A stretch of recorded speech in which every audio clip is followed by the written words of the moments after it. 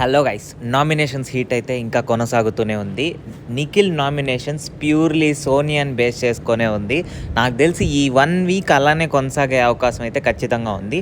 ఆ హీట్ అనేది ఏదైతే ఉందో, సోనియాని ఎవరైతే ఎనిమీగా భావించి ఎవరైతే నామినేషన్స్లో పెట్టారో వాళ్ళ మీదే రివెంజ్ నామినేషన్స్ వేసే అవకాశం అయితే ప్లాన్ చేస్తున్నారు. సో లాస్ట్ టైం మీరు చూసినట్లయితే విష్ణుప్రియ సోనియా నామినేట్ చేసింది కాబట్టి దానికి రివెంజ్గా విష్ణుప్రియతో అయితే దాడికి దిగాడు. సో ఆమె మీద మాట్లాడిన మాటల పట్ల నామినేషన్స్ అయితే వేసాడు. ఓకే, ఫ్రెండ్షిప్ కాబట్టి ఆ మాత్రం ఉంటుంది ఎలిమినేట్ అయిన తర్వాత.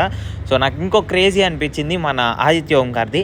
సో ఇన్ని రోజులు ఆయన నామినేషన్ ప్రాసెస్లో చాలా సింపుల్గా ఎవరు నామినేట్ చేసినా కానీ నా పాయింట్స్ అంతే అని చెప్పనేసి ఒక ఫ్లయింగ్ కిస్ ఇచ్చేసి వెళ్ళిపోయేవారు. కానీ ఈరోజు మాత్రం నామినేషన్స్లో స్టాండ్ తీసుకొని ఆయన పాయింట్స్ని కరెక్ట్గా చెప్పడం అయితే చూస్తున్నాము. దాంతోపాటు తిరిగి అవతల వాళ్ళు ఆయన మీద నామినేట్ చేసినప్పుడు కూడా ఓకే అని చెప్పనేసి ప్రతిసారి యాక్సెప్ట్ చేసేవాడు. కానీ ఈరోజు అయితే యాక్సెప్ట్ చేయలేదు.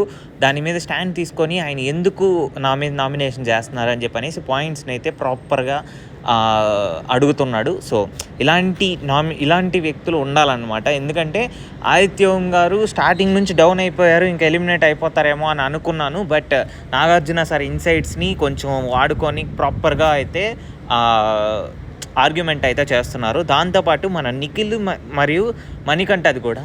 సో నేను అనుకున్నది వచ్చి వాళ్ళిద్దరి మధ్య మంచి ఫ్రెండ్షిప్ బాండింగ్ ఉంది, ఏదున్నా కానీ సర్దుకుపోతారు అది ఇది అని అనుకున్నాను.